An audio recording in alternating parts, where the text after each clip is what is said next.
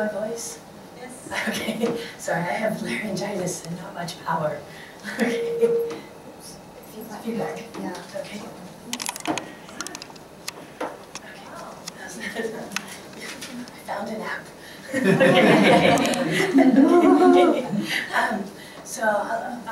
Yeah, I'm Valerie Hansford. I teach at Soka University, where our whole university, our focus, a big catchphrase is used is developing global citizens. So that's sort of overarching, and I'm part of a faculty that's just started this semester, the Faculty of International Liberal Arts, which it's designed to be an English medium course where we have them for one semester, and then we send them abroad for 1 year, and then they come back and we'll be studying interdisciplinary courses. So we have to very quickly get their skills up higher. And so one of our concerns was how to support them when they go on the study abroad. So one of our courses we created was a cross-cultural understanding course. And, okay, so what I'm going to present today is our purpose in creating this course. What were some the key concerns we had when developing it as it relates to study abroad? Of course, there were other concerns. And I'm going to present an overview of the approach that we've taken. And because we haven't completed the course yet, students haven't gone abroad yet, I've asked the students how they feel at this point, how it's helping them in their life now, and how they see it in the future. So if I have time, I have a few voices that I wanted to share. But if not, they're in the handouts. Okay. So our main purpose of the course was to help prepare their students for their study abroad experience. Specifically, in this case, their intercultural demands of studying abroad. And our secondary purpose, because our course will become an English medium program, we need to give them a taste of what an English medium course would be like. Okay.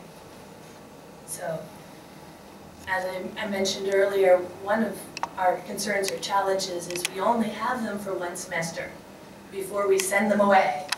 So it's very short term to prepare them for this experience. Our program actually has a mix of Japanese and international students. We have 84 students at the moment, 10 are international students. And they're mixed right into the classes. It's a required course because all of our students have to go on the study abroad. And, but a big challenge is we have a very wide variety of English proficiency. We thought we had selected students at an intermediate level, but once we actually met and talked to them and gave them a placement test, we have a range of TOEIC scores from 300 up to 900. Okay. And another issue we have partnership agreements with 4 different study abroad sites just for our faculty. And they're in 3 different countries. We have one on the west coast of the United States, one in the east coast, one in the United Kingdom, and one in Australia. So one key concern is we don't have a target culture. And often many cross-cultural understanding courses help really focus on the culture that the students will be going to in some cases.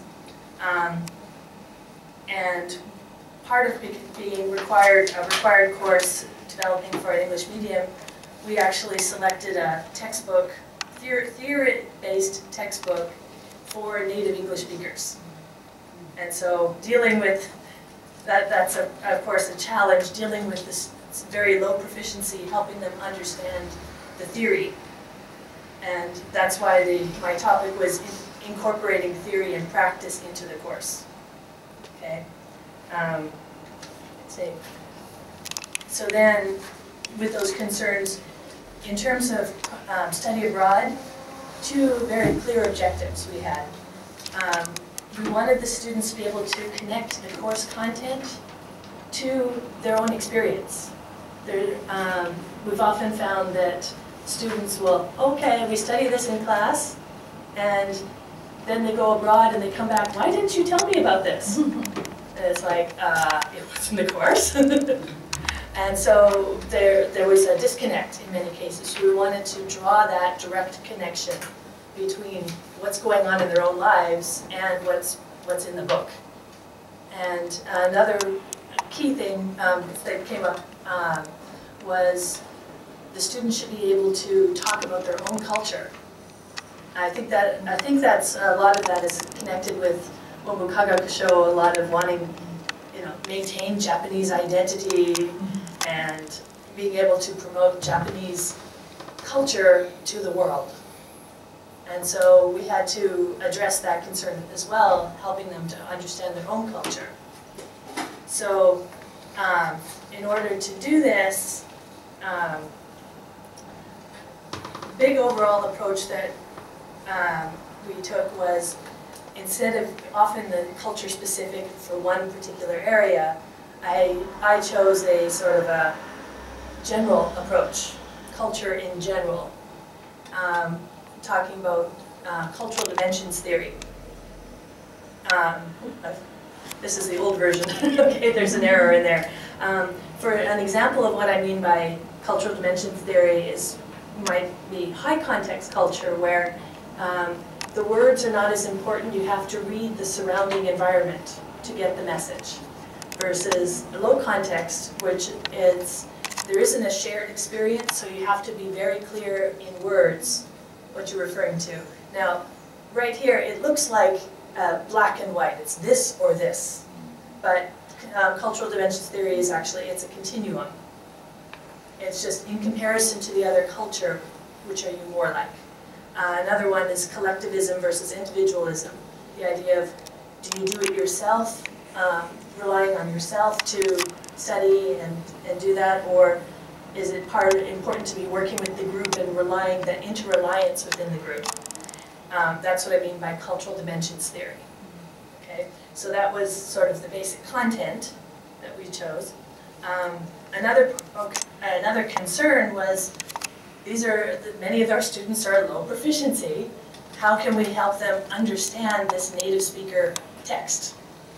So we've incorporated using Bloom's taxonomy questions, stems, which are helping take from the basic memorization, knowledge questions to actually applying it and analyzing, synthesizing the information. So there's certain particular questions that can help students take it to those next levels.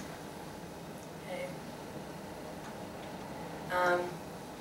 Now, in terms of helping them, one key thing is we know the students going abroad will most likely have culture shock. No matter how much you prepare them, there'll be shock, and that they don't expect. So we wanted to address that right at the very beginning of the course. And so we in addition to the textbook, before we started the text, we had 2 very special lessons to address this idea of culture shock. And we started to make it more experiential, their own experience. We gave them a culture shock experience. We put them into a situation that shocked them.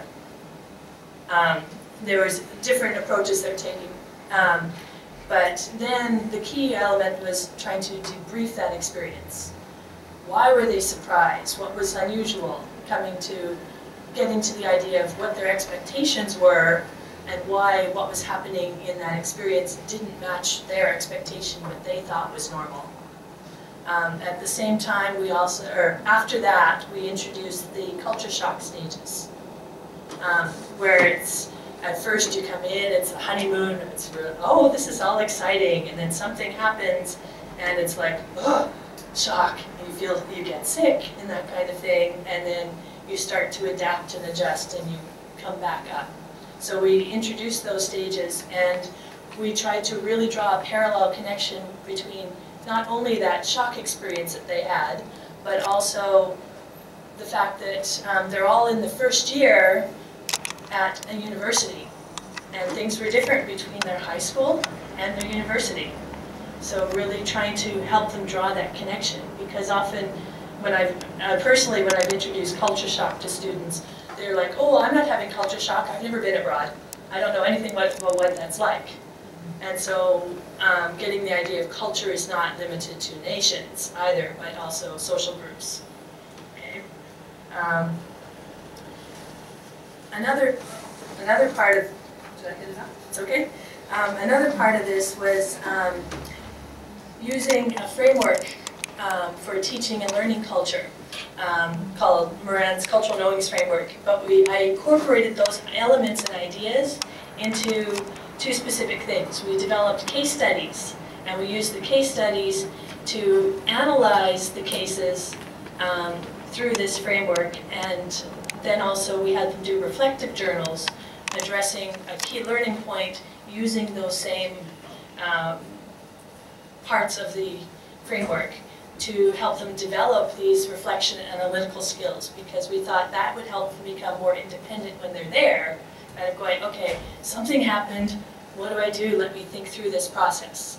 And so what I mean by this cultural knowings framework, it's hard to see there, got something in the way. But there's basically 4 elements. Can I close that? I don't know what that is. Okay, is it on there? Yeah.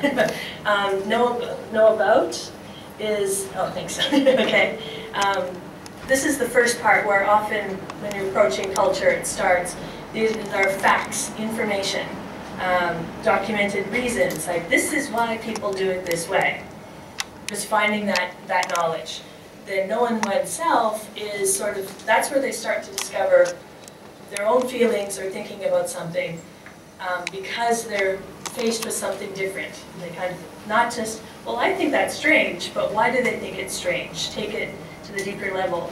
What, if that's strange for me, what would be normal for me? To help them learn more about that. Know why is not actually finding the correct answer. It's not the reason. This is the critical thinking. Trying to think about ideas from alternate views, alternative perspectives. So I'm thinking of it this way, somebody else may have looked at it and thought this. But they don't know, so they try to guess what another way of looking at it is. And the final one is know how. Well, it's not final, it's a circle. It goes interactive. But it's taking this information and kind of going, okay, this is what I know, this is what I like, this is what I'm comfortable with, this is what I need to do. How can I learn to do this or make these changes? So taking the idea of, well, okay, I need to speak up more in class. That's sort of not so concrete, but to take it and kind of go, okay, I need to speak out more in class. How can I do that? What strategy should I take? It may be something as simple like as starting at, okay, I need to ask, if I don't understand, I need to ask a question to clarify. Just starting in smaller pieces, how to do this to achieve what they want to be more successful the next time they have a challenge. Okay, is that okay? All right. And the final thing, as I mentioned, the case studies, critical incidents. And the first step, we have one case study to introduce the concept before they actually read the textbook. So they sort of get a sense of an idea of, okay, this is what this could be, now let me read and get more information. Then after they read the information, then there's another case study to kind of go, okay, this is what I read, now I see it in this case study.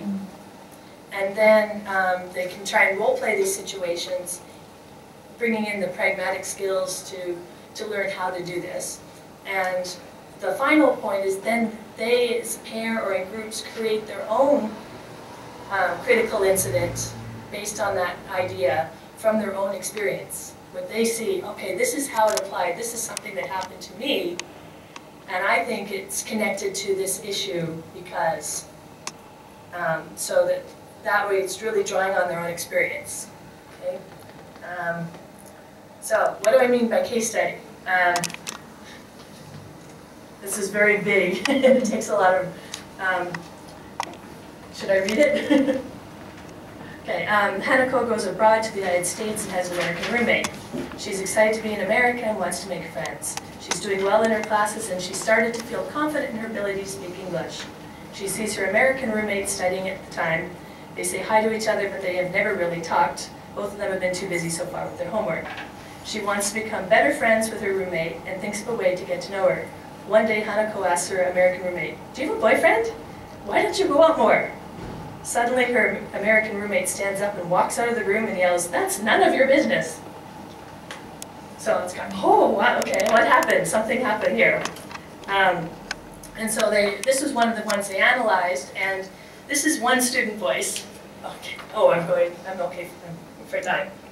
This is one student voice, and actually this was a comment directly related to the previous case study.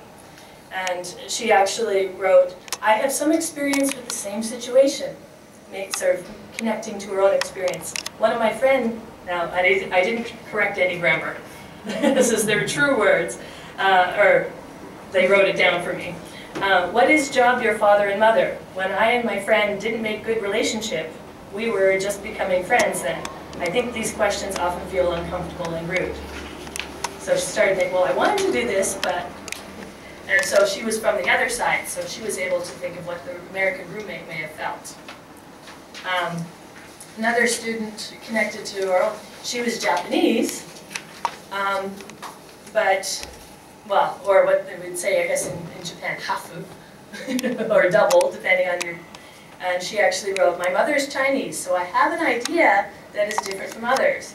When I was junior high and high school student, I sometimes felt upset by others' behavior or saying. However, after CCU class, after that particular lesson, I became to understand why I felt such a feeling, and I became to think difference is natural." Okay, so for me, the key thing was that she started, oh, okay, this happened to me in my past. Maybe this is why that was happening. And at the same